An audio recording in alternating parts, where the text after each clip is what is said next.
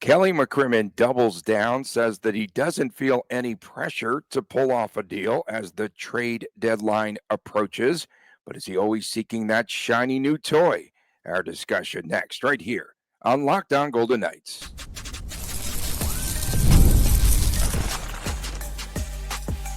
You're Locked On Golden Knights, your daily podcast on the Vegas Golden Knights, part of the Locked On Podcast Network, your team every day. Well, hi again, everyone. Tony Cardasco, longtime sportscaster and marketing consultant, along with Chris Golick, collectibles editor for the Hockey News, owner of Silver State Cards and Sports.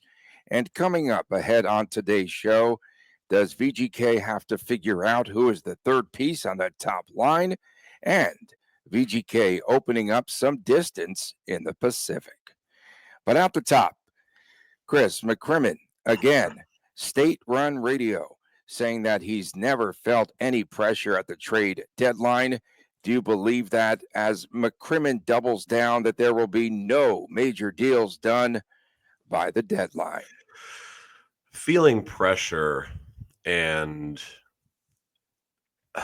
he doesn't feel pressure because this is his job and he does it well. If you've been in your place of work for a while, chances are you're comfortable.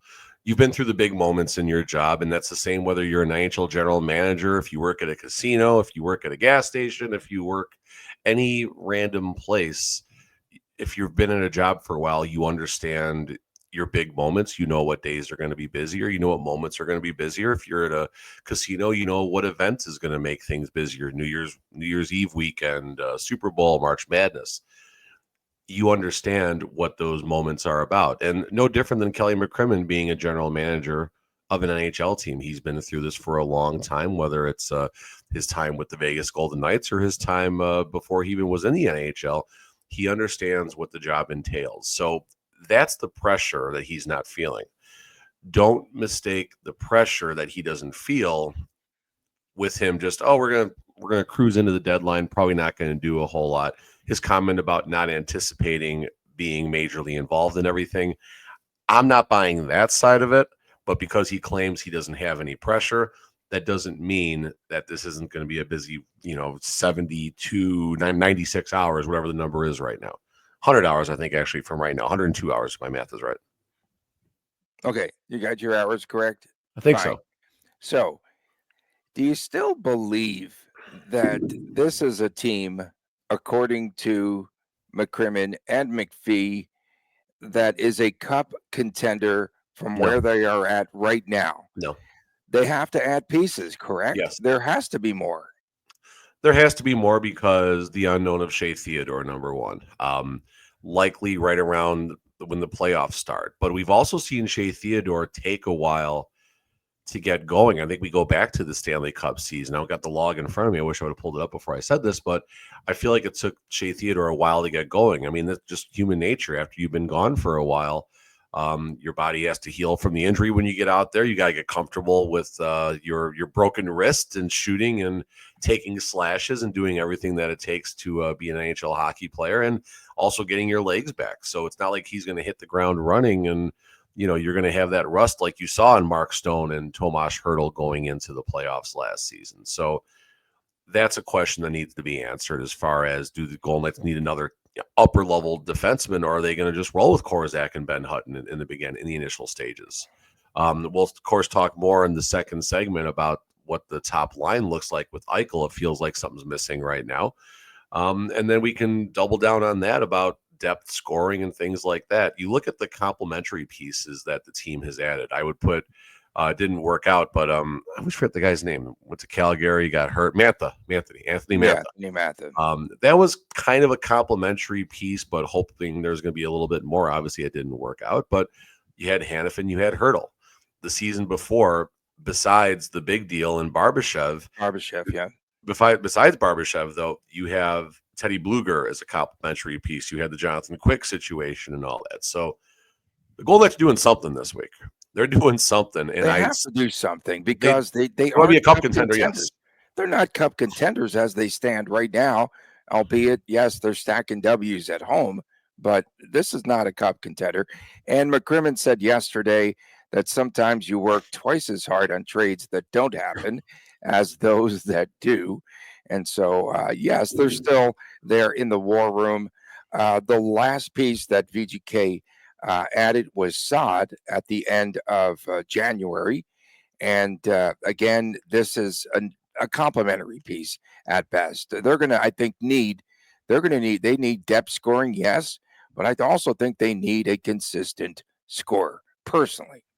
And you've heard Shen's name. You've heard I don't know if Paterka is a target in Buffalo, but like the Golden Knights aren't heavily scouting one team with the anticipation of just cruising into the sunset and not making a pitch and getting a player or doing their best to acquire the target. If it's Paterka, if it's Bo Byram, if it's Alex Tuck, if it's any of those, if it's Dylan Cousins, I can't imagine that. But just if it is, and they're putting all this time and resources into scouting and scouting and scouting and scouting over and over, a pitch is going to be made, right? A pitch is going to be made. I liked some of the other information that came out of this interview, how it ties into this week. McCrimmon feels it's very strong to build relationships with the other general managers. And I think my best takeaway from what McCrimmon said was that, hey, exactly. Lots of drinking. Oh, drinking. Canadian whiskey. I thought you were doing fishing. But no, the one thing I did like that McCrimmon said really well was you don't want this to be your first call at the trade deadline as it was the same time last year. You want to have those ongoing conversations with general managers across the National Hockey League. McCrimmon said in about January, the conversations start. Internally, they start identifying the buyers and sellers. And at those initial meetings, that's when conversations happen. I'm sure at the Four Nations, a lot of stuff happened. And I'm sure a lot of trades that do happen in the next 100 hours are going to be a direct result of conversations at the Four Nations. So, and McCrimmon, and also let's be clear about something. We all define things differently in life, right? McCrimmon defines not being, overly active and stuff. That could mean he only brings in a mid-tier or a couple of mid-tier players that are a shakeup. Whereas if anyone else across the National Hockey League looked at it as, here goes Vegas again. So, I would take it with a grain of salt from that as well. But again, McCrimmon, he's doing his job as a GM, just kind of getting some stuff out there in the media as well. So the Shen deal might not happen with any team because now St. Louis just, I think, a point out of a playoff spot. So that trade might not happen. That might not matter, honestly, Tony, at this point. Teams know if they're what their ceiling and floor is at this stage of the game right now.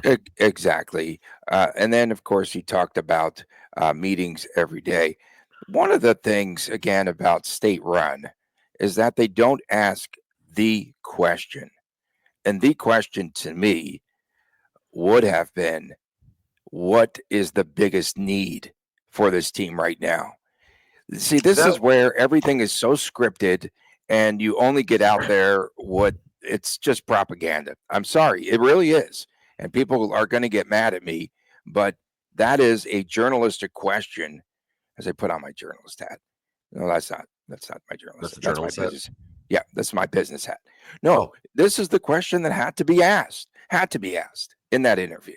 It would have been a fair question, but I will back up that I thought Millard did a decent job asking some other questions. It's all scripted. Of course, everything is scripted. It's a VGK employee talking to a VGK employee. I get it, but I think Millard did a good job in getting some information, and at least he steered it in the right direction. As much we didn't get the money shot. Fine, I get that, but I liked how the picture was painted about what goes into it. They talked about the meetings. They're meeting daily with their pro staff right now. They're spending hours in City National or wherever may have you, having all these discussions and everything.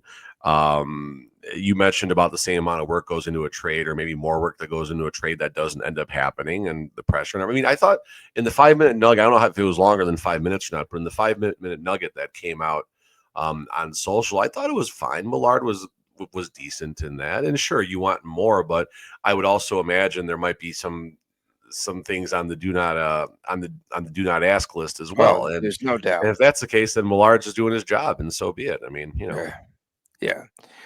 Does Bruce Cassidy weigh in? No. On any of these? And I have always been curious, and that's why McCrimmon puffs his chest out after he makes an acquisition that works, right? Yeah, it was my finding, and okay, all that. No, I mean, listen, we learned the second Coach Cassidy was Oh, hired when Kelly McCrimmon sat right next to him, and kind of gave I'm him the boss. I'm the gave boss. him the eye, not the eyebrow, Tony. As much as you want me to say that, he gives him the eye as he's talking There are and no everything. eyebrows. They don't even stinking move. And there you go. It would have been better, like pulling a Miley Cyrus and just shaving them off. A question, really? A question was asked, I remember, at the introductory press conference about the harmony, if that's the word, between the general manager and the coach when it comes to player personnel and trades and acquiring players. And McCrimmon was very quick. I'll have to go back and find this, but McCrimmon was very quick to say they were basically, I'm paraphrasing, I don't recall the quote, but they are two independent branches of the business, I guess is what I can say. And they don't necessarily intersect with one another. Listen, I'm sure there's conversations happening. All right. Don't kid yourself. A good relationship, a good team, the general manager and the coach have to have these conversations about needs and wants and everything. But there's not a world that exists where Kelly McCrimmon's going to have this trade teed up and ready to go. Oh, I got to call Butch first. Make sure he's cool with it. No. That's not how it works. And Cassidy's influence might not be the last considering factor as well. That's the other part of this. If McCrimmon thinks it's the right move, then he's going to make it, and he's going to hand the roster to Butch and say, handle it. Okay. On the org chart, Bruce Cassidy reports to Kelly McCrimmon. Directly to McCrimmon. Okay. I thought it was going to be to that Gary guy because he seems to think that. Okay. In any event, coming up next, does VGK have to more or less find a third piece on that top line? Right now, not consistent. We'll talk about it next, right here on this edition of Locked On Golden Knights. Looking for a snack that is both delicious and nutritious? Crack into a good source of protein today with wonderful pistachios. That's right, pistachios, wonderful pistachios, one of the highest protein nuts. Each 1 ounce serving has 6 grams of protein, giving you over 10% of your daily value. Plus, they're packed with fiber and better for you unsaturated fats to help you feeling fuller longer. That's right. Personally, I do like those no shells variety. It's the perfect grab and go snack, and it helps me on busy days, driving around or in the office. And again, a very quick energy boost. And if you love cracking open every shell for the satisfying crunch, the in-shell options are a classic favorite. So check it out, folks. The fact that Wonderful Pistachios is a complete protein, it provides all 9 essential amino acids. How these little green wonders pack a protein punch, I'll tell you, they are just the right snack for the right time. The satisfying crack of opening each shell, it's like snack mediation.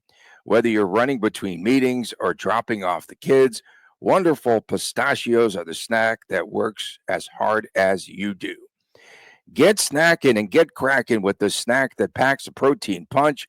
Visit wonderfulpistachios.com. Again, get cracking. Visit wonderfulpistachios.com. Back on this edition of Locked On Golden Knights, Tony Cardasco, Chris Golick, get cracking, Golick. We appreciate everyone making us your first listen each and every day. Find us wherever you get your podcast. Please make sure to subscribe to our Locked On Golden Knights YouTube channel. Fridays, WTF, Saturdays, sometimes the Chris Times Chris Jr. show. VGK's top line has been exceptional, especially during the early stages of this season, mostly before the Barbashev injury, right? When you look back. And he really did. Your mic's not on. Okay, Always. Great.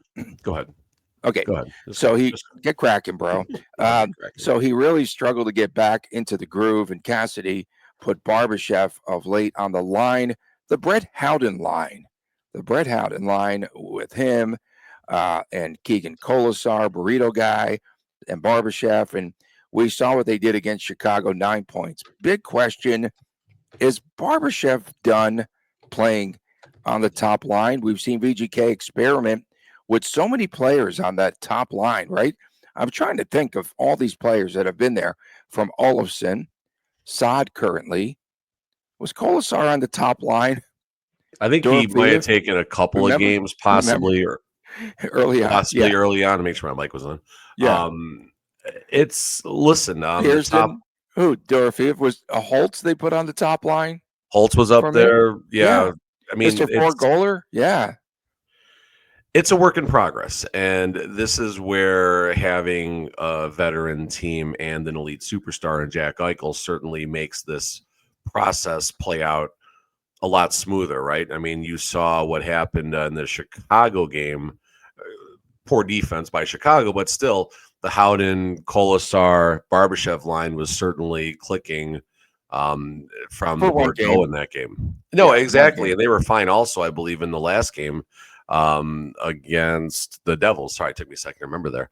But you look at this right now, Eichel, Stone, Olofsson, which was, I think, one of the early line. I think that might have been the opening night way they set that up. It's been so long now. Yeah. Hurdle, Saad, Dorofeev. I mean, yeah. This is more about, I think, finding where Saad is going to fit into this lineup. He's been on both wings already. He's got a couple goals, played with a few different line mates and everything. And I think it's simply about finding that chemistry. Right now, you got Eichel and Stone back together. It feels like whoever is going to be on that left wing should be a turnkey type of situation. You got Mark Stone, who's going to do the dirty work in front of the net. You got Jack Eichel, who's going to create time and space for everybody. You need that elbow. You need that shooter. You need that Dorofeev, that Olofsson, or player to be named later. Future considerations. There you go. Mm-hmm. I think if the playoffs were to start tomorrow, I think the practice before the playoffs, you would see Barbashev, Eichel, and Stone back together. You think they'd be back together? Yeah, I think they'd be back together based on. Barbashev seems like the type of player that shines in the playoffs. 39 points, almost. He's still nearly a point. I mean, he's 80% points in 80% of his games. 39 points, 50 games. 4 points in the playoffs last season in 7 games. But those 4 points, what did VGK get? Like 8 goals or something like that? And he was involved, or 8 or 9 goals. I forgot what the number was off the top of my head. So Barbashev was involved in a lot of the goals in the playoffs. You look at the Stanley Cup year, 18 points in 22 games. His time with the Blues, he was much more of a complimentary piece as far as statistically in the playoffs goes. But with VGK, he certainly has found a path to it. So kind of tying back to the first segment, are the Golden Knights after that Jonathan Marchessault type who could go on to that top line? Are they after that John Jason Peterka type? Are they looking for that type of lethal scoring winger? Mm-hmm. And I think the answer is yes. Whether they are actively over pursuing it or not is another question. Right. But I do think McCrimmon is shopping for someone, whether it's on that top line or on that second line, that keeps Saad more in a complimentary role, which is fine because there's going to be injuries. Then you bring Saad up as the next man up to get into that top 6. You got him down that third line somewhere, depending on how long this Barbashev, Howden, Kolasar experiment goes for. So again, the question: does VGK have someone on this roster to fill that spot with Eichel and Stone, or do they need to acquire someone for that position here by the trade deadline? To me, it's not a complete team. I'm sorry, there are a ton of complementary pieces here, but they're going to need that consistent scorer. And we know what happens sometimes with VGK in the playoffs. They can't score. They just can't score. If you had a healthy William Karlsson and a healthy Shea Theodore to this team, I think we're having a different conversation as far as you think with those two pieces still that they would be a cup contender, huh? Based on Tony, what have they done to show us otherwise? They're 3rd overall in the league, top in the Pacific. Like at some point, the respect needs to be there, and they've earned that. And for me, that respect happened. I think it was the home game against the Jets right around Christmas time. That was the moment where, I had been finding ways to not think this would be a competitive team as far as a deep playoff run go. That was the time when they were winning home games against backup goaltenders. And, the narrative was not playing well against good teams. And they started playing well against some of the top teams. That was, again, there was a healthier William Karlsson. I don't think he's been healthy all season, honestly. but definitely a healthy and dynamic Shea Theodore. Now, again, William Karlsson is going to be a big question, and this does tie into where players will shake out. You put William Karlsson back in this lineup, that's going to create a ripple effect, possibly with Barbashev, with Howden. Does Howden go to the top line, as crazy as that sounds? I don't know. On this current roster, does VGK need help on this top line? If Barbashev is clicking, no, they definitely don't need help. If Barbashev is clicking in all cylinders, which he has been on and off this season, since the injury, he has not been. This is turning to a Barbashev segment, but really fast. If I tell you Barbashev had 7 points in his last 10 games, you'd be like, okay, that's cool. Take away the 4 point, or take away the 4 points. Take away the, I'm sorry, 2 points. My bad. Let me rephrase this here. 4 points in his last 10 games. Take away the 2 against the Chicago. I was looking at plus minus. Take away his 2 points against the Blackhawks. Now he's had 2 points in his last 10 games. He had 4 points. He did have 4 points. I read that wrong. Jesus Christ. Yeah. Okay. So take away those 4. Now he's got 3 points in his last 10 games. Correct. Yes. No. And he was on the struggle bus for a while there. Went 16, I think, or so.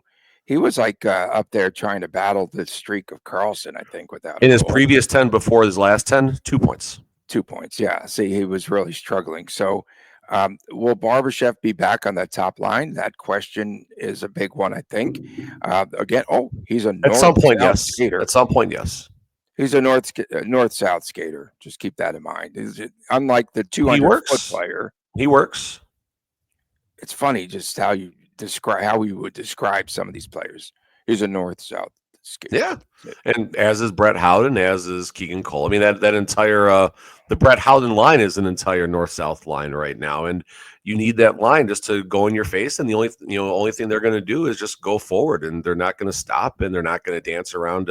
They're going to do their work in between the face-off circles, whereas the Eichel line and the hurdle line, they're going to do their work from the boards and work their way in, and it's it all kind of works out. But again, at this moment with the injury questions, I don't think you have a Stanley Cup roster. You have a really good hockey team who might make some noise, and they could. Don't get me wrong, the stars could all align, but I don't think a world exists. Assuming weird word around here, assuming Shea Theodore is going to go LTIR some point in the next 100 hours, my favorite thing today. I don't see a world that exists where McCrimmon is going to ride into the sunset with $6.8 million in the LTIR pool as far as current cap space, and it will be about $6 not million. A chance. He's not going to let that money sit. There's not a chance. He can blow all the smoke in the world, but we know better. I mean, we're back to Samsonov, backup goalie sit. I mean, there's a lot of questions. There are questions that need to be answered as this deadline gets closer. Coming up next, VGK is putting some distance between themselves and other contenders in the Pacific. We'll get to that as we return right here on this edition of Locked On Golden Knights. Back from Las Vegas, Tony Cardasco, Chris Golick reporting. Thanks for making us your first listen every day. Find us wherever you get your podcasts. Please make sure to subscribe to our Locked On Golden Knights YouTube channel. Don't forget Fridays are WTF day around here. So please make sure that you contribute to that. Great County Crow song. Round here. Yeah. Okay. All right. So VGK has opened up a 4-point lead over Edmonton and an 8-point lead now over the Kings, who are absolutely abysmal on the road. The Oilers lost 5 straight before they had the win. The Kings have now lost 4 in a row. VGK, of course, loading up on points at home, 8-game point streak. VGK 6 of 7 at home after the two nations face off. That's the story in a Get Crackin nutshell. Yeah, I mean, the Golden Knights, it's been a lot closer in the division for a while, and it seems like there's just a little bit of separation right now. Maybe Edmonton, like the Golden Knights, maybe Edmonton finally got past the Four Nations rust and everything, and maybe they're going to get things going again. I told you I did feel the game against the Devils was the Four Nations turning point for the Vegas Golden Knights. Hopefully that's something that doesn't even get brought up starting with this friggin' show and everywhere else for a while. Hopefully those days are behind us. Now we can move on. But like you said, the Kings, bad on the road, awesome at home. They're looking like they're not going to have home ice advantage in the playoffs, so that's not good. The Kings have caught up on their games right now. Looks like they're only down 1 game. I don't know if that's the makeup from the fires and everything. But either way, they're only down one game in the standings as far as games played. Otherwise, Vancouver to the top, Vegas Golden Knights at 60 games, Kings at 59. 4 points between Vegas and Edmonton, 8 points between Vegas and the LA Kings. And then that playoff cut line is probably 65 points. Yeah, 65 points is the playoff cut line. VGK has a 13-point cushion heading into a time of the year where the Golden Knights usually end up doing pretty well. I think I said 104 and a hook or something like that is where I felt the Golden Knights would finish, and they're pacing a little bit better. Even looking at the schedule, I mean, this is more your segment whenever I bring up schedule here. 3 games at home: Toronto, Pittsburgh, Los Angeles. Toronto makes you a little nervous on paper. Then you realize they lost to the Sharks in the shootouts. Yeah, because they come off a loss, they should be more inspired, but they've had a day here in Vegas, so Friday could be interesting. A game on the trade. I don't like games on the trade deadline. I feel like if there's one game the NHL should take off, it's the trade deadline to give players a chance that do get shipped at that last second to get moved around. But whatever, that neither here nor there at this point. But Golden Knights are home Friday against Pittsburgh. Sidney Crosby, and I doubt he's gonna get traded, but you never know. Home game against the Kings on Sunday. That's a very important 4-point game. Byfield might be traded by then. You look at this road trip: Pittsburgh, Columbus, Buffalo, Detroit. I mean, nothing's a guarantee, but 6 points on that trip doesn't seem that difficult by any means, even with one back-to-back. They play one. I mean, again, like they're playing the Kings. This will be the last meeting. It's March 9th, of course. The season's only a month left, Tony. I mean, I know, but they should be playing each other within the division by this time. They should, by mid-March at least. It's March 9th. That's pretty close to mid-March. It's 31 months, so it's middle third almost. A lot of divisional games in the entirety, like Major League Baseball, in the month of April. Done. I mean, you got the last games going backwards to present.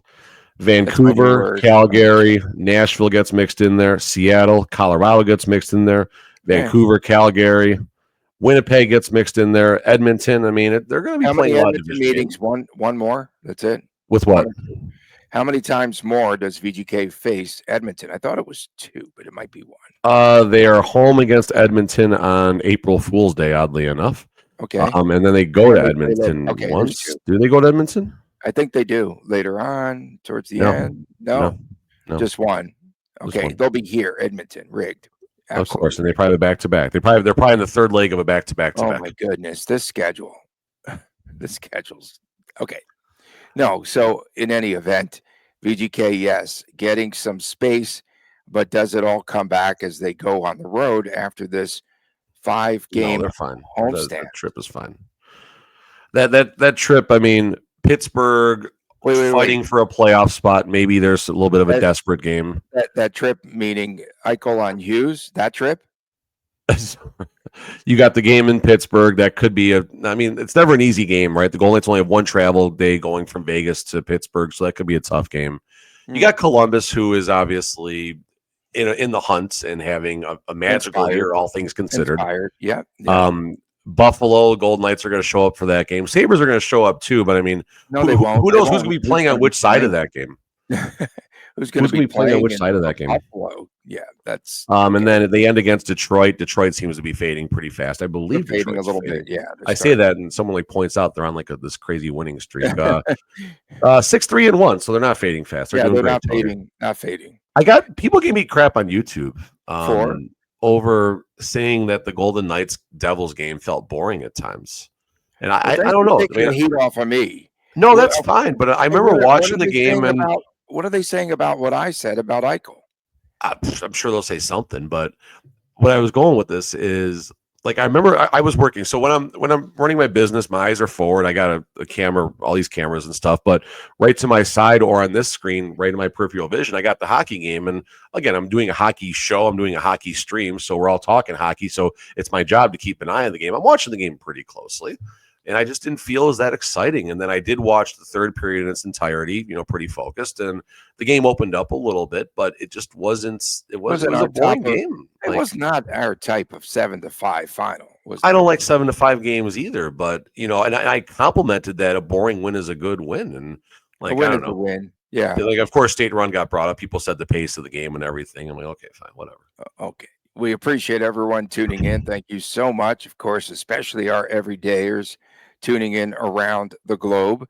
wherever you might be. Thanks for taking us with you, making us your first listen. Don't forget Fridays, WTF. On Saturdays, sometimes it is the Chris Jr. Show. For my man, Chris Golick, I am Tony Cardasco, standing on business right there. We appreciate you tuning in. We'll see you again tomorrow. It'll be game day right here on Locked On Golden Knights, and please take care.